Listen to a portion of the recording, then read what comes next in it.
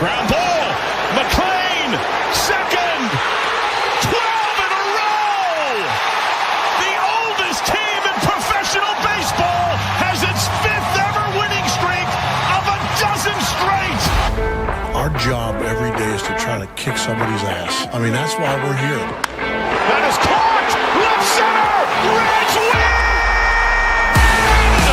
And this ball is launched high and very deep to right, long gone. It's second of the night. Elly De La Cruz. Short lead for Pena. Larkin drills it. Do you believe this? It's going to be gone. Back to back. Walk-off home runs. How about this? The hero is back. He's back.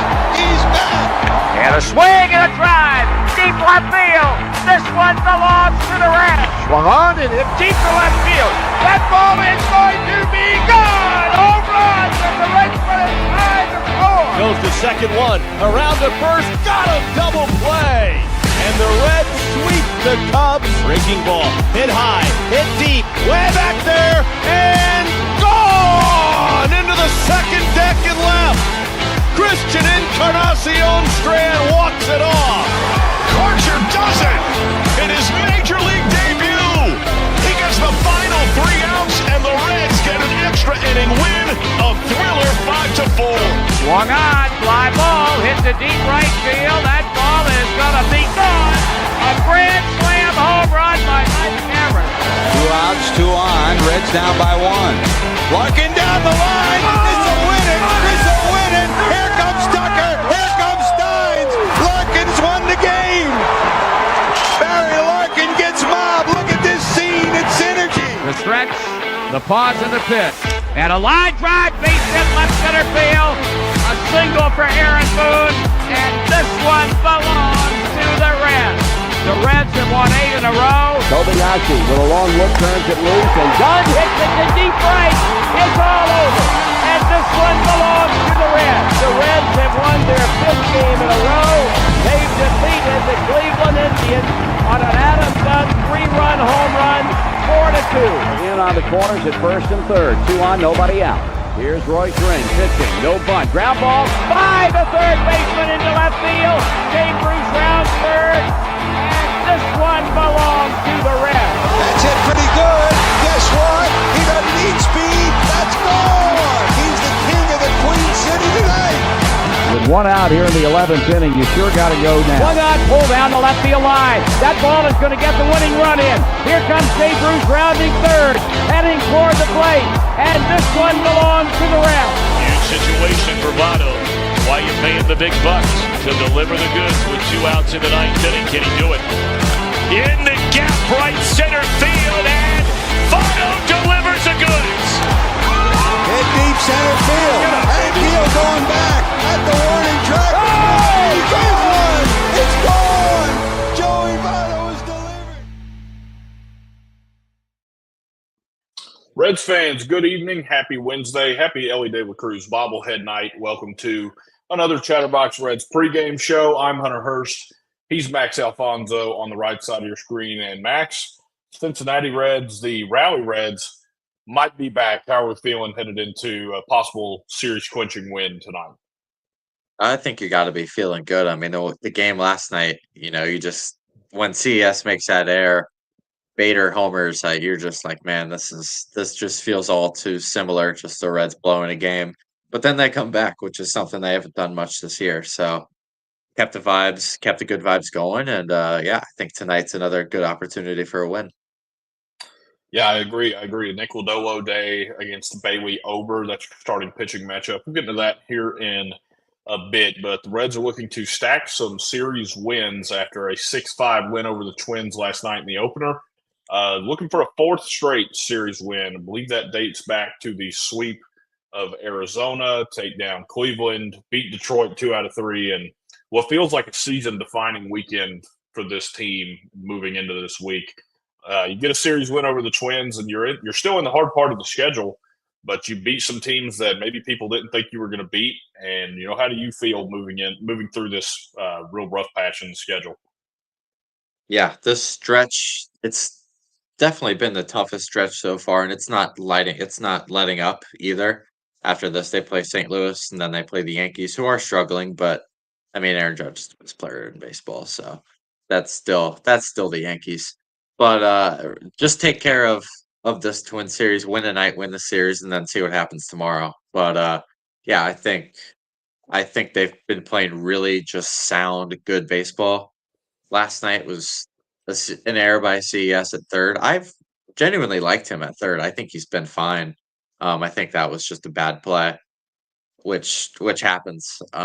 So yeah, I wouldn't mind seeing more CES at third, and I wouldn't mind seeing more Reds wins. Definitely wouldn't mind seeing more Reds wins. And again, 6-5 win last night. Before we get into everything else, we talked off air about some trade deadline possibilities for the Reds. What do you think is a need for the Reds, and who do you think can fill that need as we move closer to that July 31 deadline?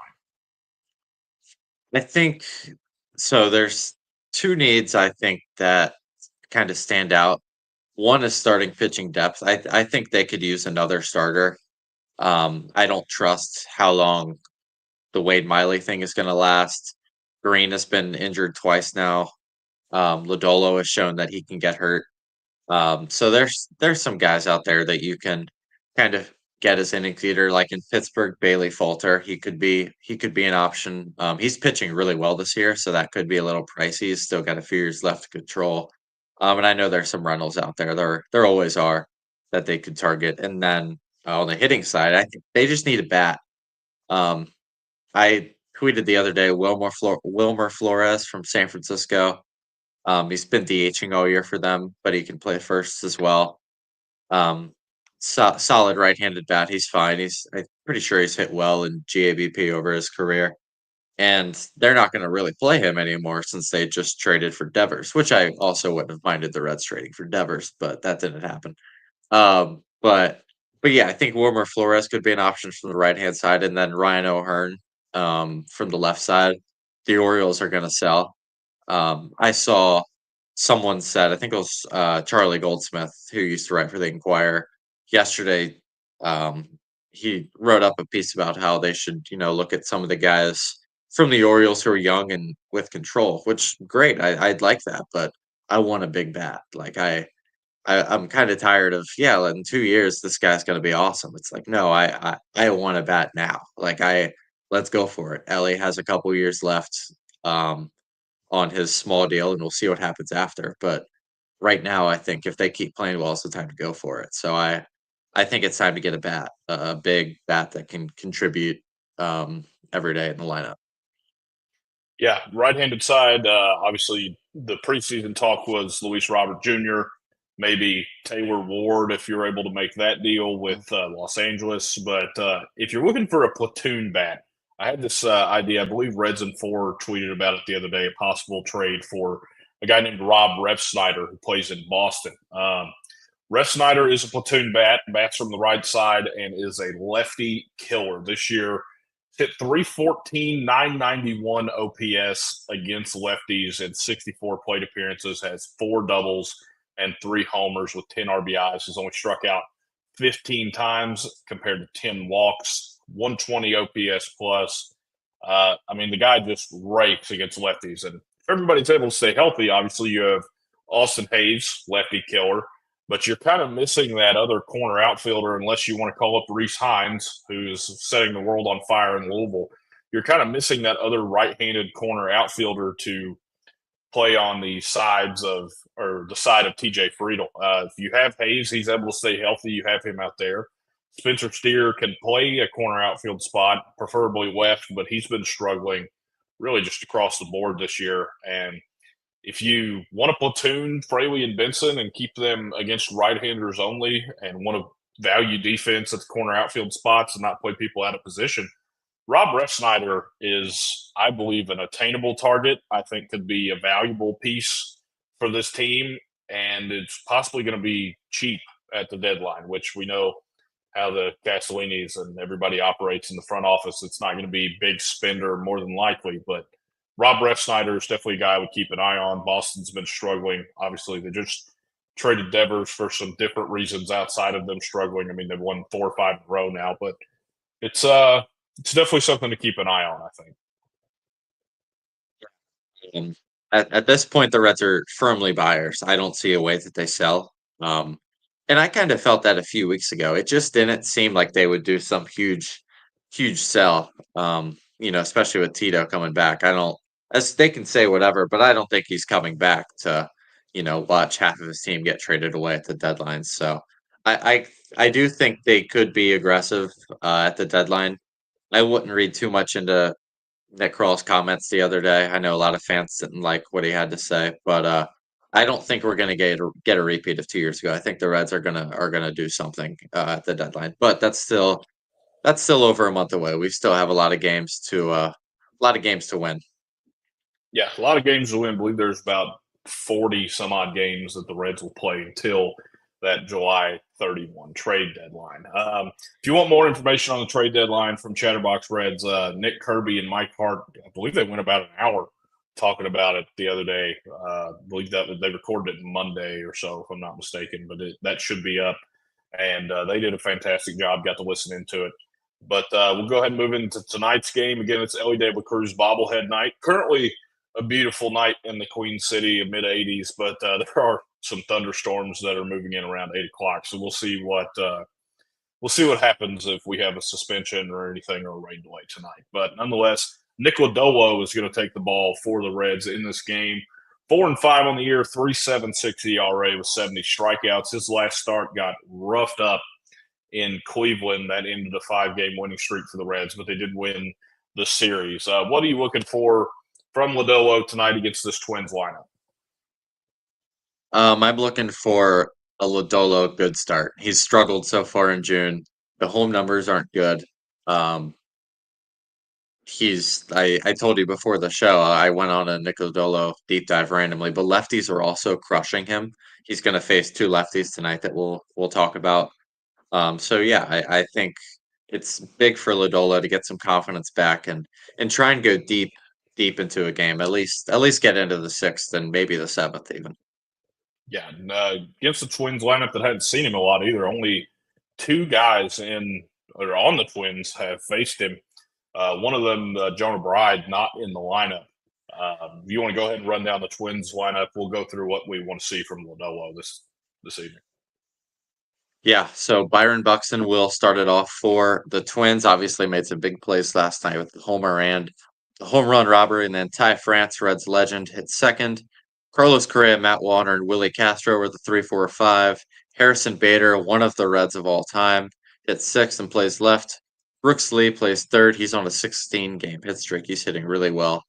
And then Trevor Larnach and Christian Vasquez round out the lineup. What do you think about this Twins lineup? Only 2 lefties, like I mentioned, Warner and Larnach.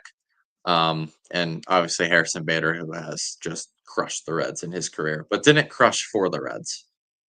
Definitely did not crush for the Reds, but has raked as an opposing player against our beloved Redlegs. Obviously, he's going to be a guy to watch batting 6th.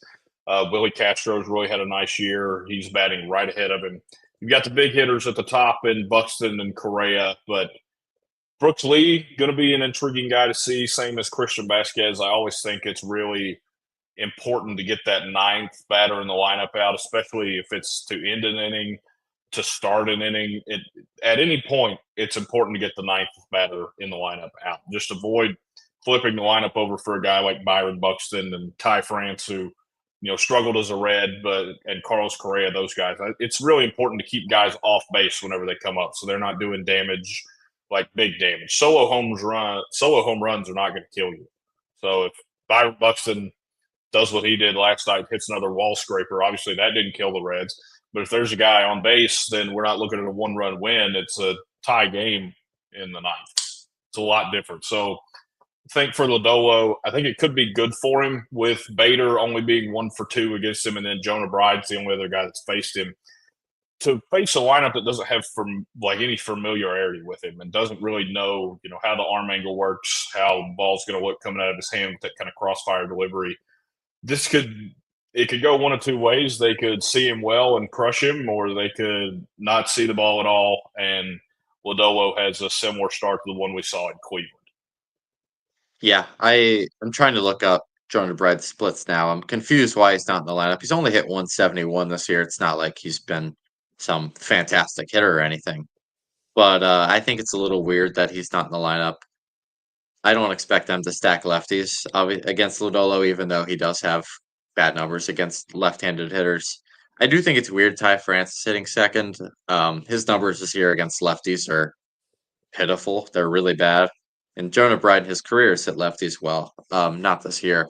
So maybe that's why he's not in the lineup. But yeah, I think this is a lineup that Lodolo should do well against. I don't think there's many excuses to not at least get into the sixth. I feel like the standard for the sixth is low just because our starting staff's just been so good this year. But I just want Lodolo to at least put forth a quality start and get it to the bullpen and go from there.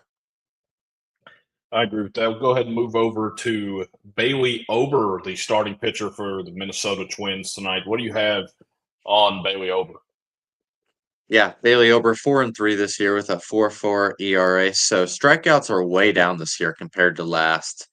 Only at 7 per 9, and they were around 9 per 9 last year. It's allowing 10 hits per 9 innings. That's way up from last year. This is the highest home run percentage of his career and hardest hit rate at 42%. This is just a guy the Reds should hit. He's not going to overpower you with velocity. The strikeout stuff is down. Guys are hitting the ball hard against him.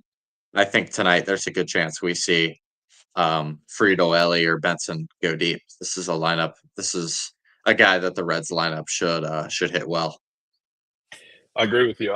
Fastball velo only 90.9 miles an hour. So you might think if you're tuning into the game and you don't know much about Bailey Ober, he doesn't throw the ball very hard.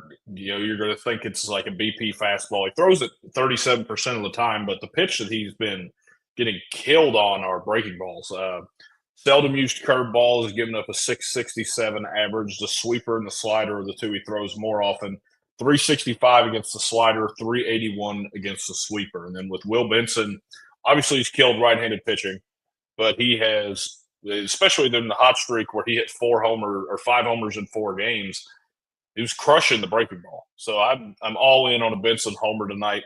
And I also think, importantly for this Reds lineup, before I go ahead and read it off, you see in the middle of the screen, drawing walks has been huge for the Reds.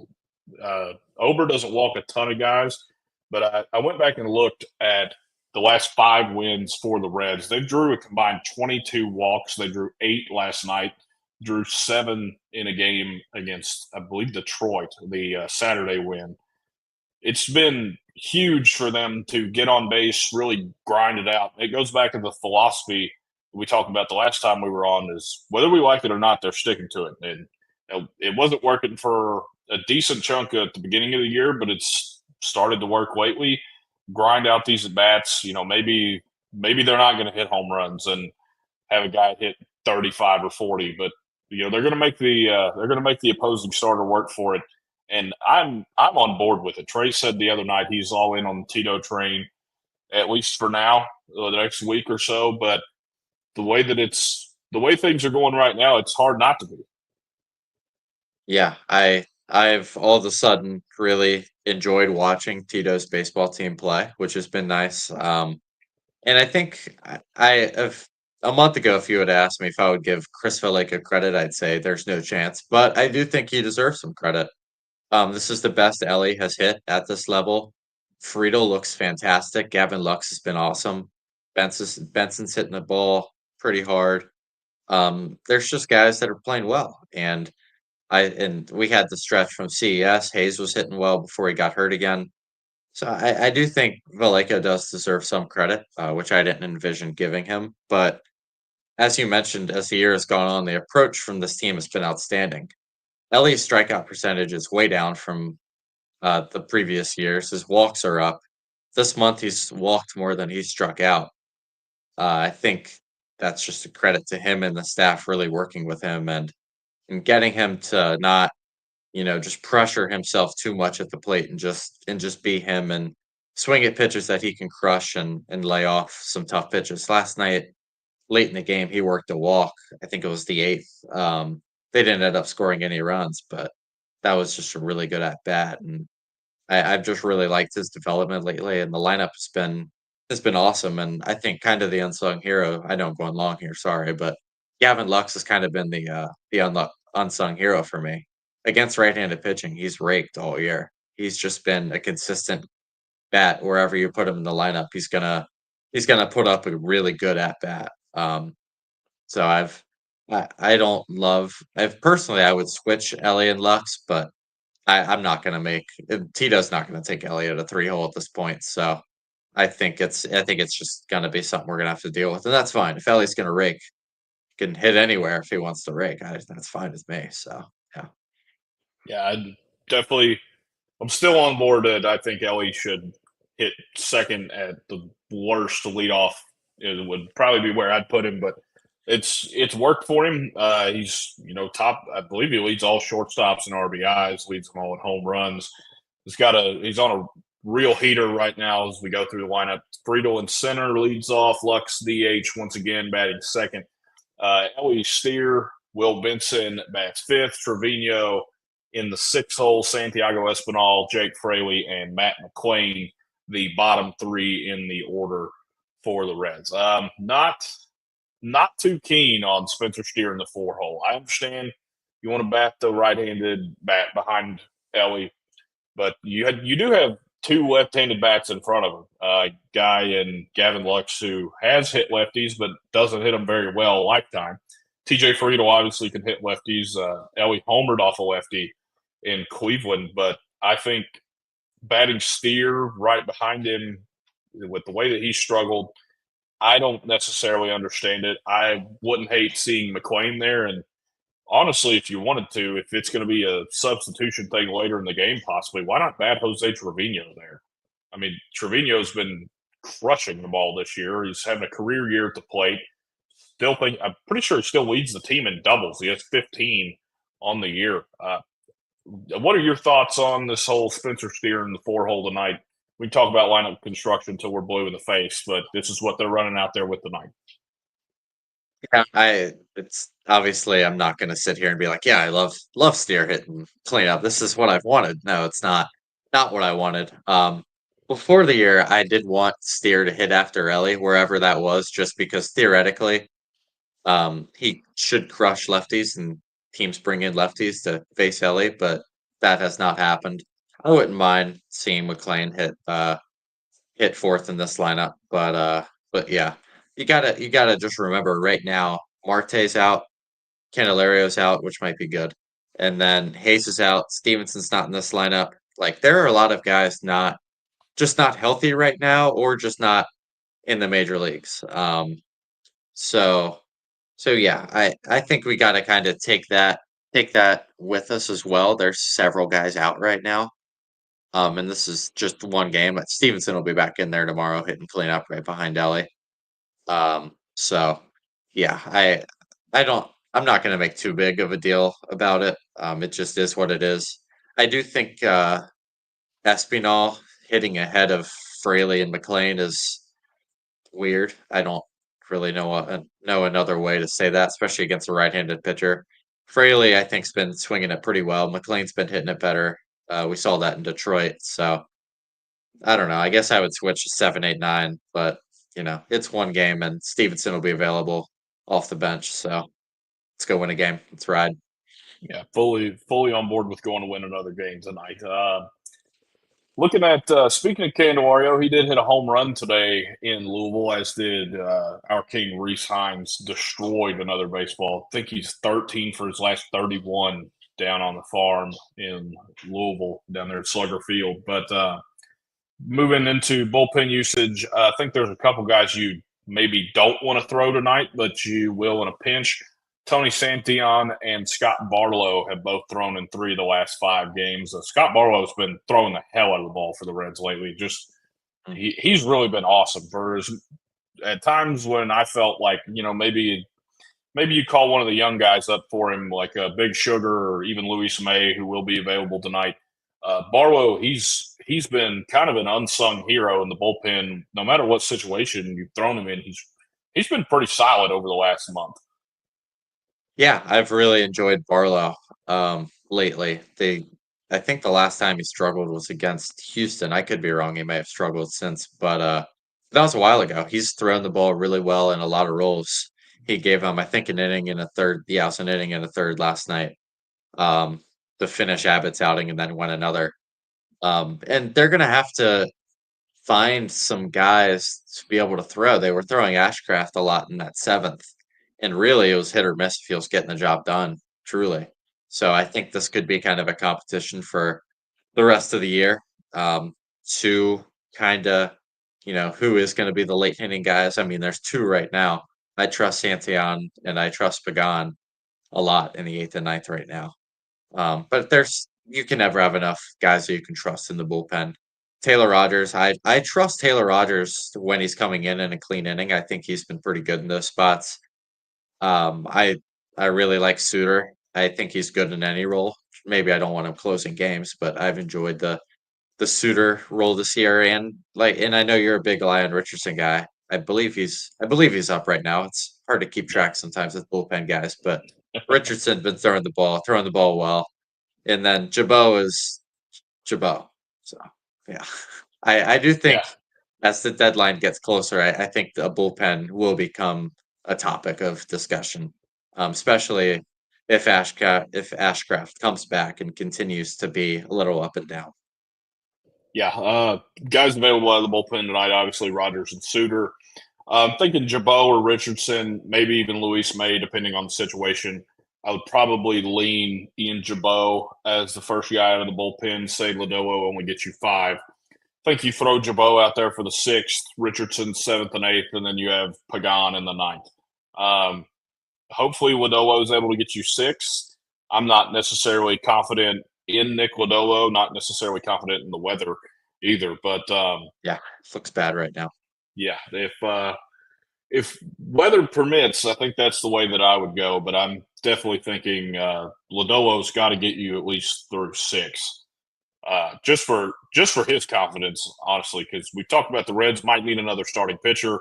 You think they do? I think if Greene's able to come back and you're able to find something there, you still have the 5 that you started the year with. But they probably do need some depth starting pitcher wise, and Chase Burns is some of that depth. They've said they're not going to call him up. They're kind of playing the long game, but Chase Burns shoved in Louisville today. 7 innings, gave up 1 run on 3 hits and struck out 7 batters. Before we wrap this thing up, we'll talk about Chase Burns. What have you seen from him? Obviously, he's been phenomenal in the on the farm this year. I know Nick Kroll a few weeks ago said Chase Burns, isn't coming up anytime soon, or I don't think he said that, but something along those lines. I don't really believe that. He was in AAA. He was in AAA less than 2 weeks later. If he's pitching well, I do think we're going to see him this year. I don't necessarily think it's going to be next time out, but if Miley goes down, if anyone goes down, I mean, he's the pretty clear option, right? They just got someone from Boston who can start. I thought that was interesting, just another depth arm, which is fine. But yeah, I think we could see Chase Burns sooner rather than later. And that's awesome. I kind of question how aggressive they are with him in terms of innings. I think there's a chance that he comes up in a bullpen role, especially if he comes up and starts, and then later in the year they're like, all right, we're getting near his innings limit. Let's throw him at the end of the pen, which would be completely electric. He would throw 104, and it would be awesome. But it was awesome at Tennessee in the bullpen. Awesome. Yeah, he's a psycho. Yeah, that guy's out of his mind. He's gonna for a lot of Reds fans who haven't seen him, when he strikes someone out and it's a big strikeout, he's gonna make everyone. He's gonna let everyone know that it was a big strikeout, and he's fired up. And whether you like that or not, whatever, he's a good pitcher, and I can't wait to see him here. But I do think the Reds could target an arm, and I'm not saying maybe Bailey Falter. He's too out of the price range, but maybe a guy like Singer, an innings leader who can just be solid and give you 5 innings in September when you guys might be a little tired. So I think that could just be Carson Spires whenever he gets healthy or something, along those lines. But yeah. Yeah, just tweeted by the Reds. We're in delay due to weather. The start will be delayed. So we're going to go ahead and wrap up. However, we'll look around the National League Central. The Reds are 7 back of the Chicago Cubs in the Central. They are a game and a half back in the wild card, though. That's beautiful to see. Beautiful to see. Cubs take on the Brewers. Won 5-3 last night. That's at 8:05. Cardinals 12-2 win over the White Sox. They'll play at 7:40. The Pirates lost 7-3 to Detroit last night. They're going to lose again tonight. Tarek Scooble's on the mound for Detroit. So any Pirates fans in the chat, doubt there's a lot of them, but any Pirates fans in the chat might just want to turn on a different game. Maybe, deep clean your house, find something else to do. Wouldn't want to see my favorite team face Tarek Scooble anytime soon. Predictions for me, I think Will Benson goes deep. Obviously, if this game happens, do you have any predictions on your side? I think the Reds are going to get to Ober tonight, and I think Elly's going to be a big part of the offense, and I think Gavin Lux is as well. Yeah, I think the Reds get to Ober. I hope this game is played. I want to watch them. I enjoy watching the Reds now. It's fun. It's a lot different than when we first started this. You heard it here first. Yeah. Max Alfonso says yes runs first inning at Great American Ballpark either tonight or tomorrow afternoon, whenever this game actually starts. At some point, there will be a post-game show live in the 9th inning. Not exactly sure when that post-game show will be or when the 9th inning will be. But nonetheless, Trace and Nick will be live. I want to appreciate everybody watching. Looks like some games are getting postponed, according to the chat, that the Detroit game postponed as well as the Chicago game. But nonetheless, hopefully we'll watch some baseball tonight. If not, we'll find something better to do. Appreciate everybody watching, and we'll see you next time. Go Reds.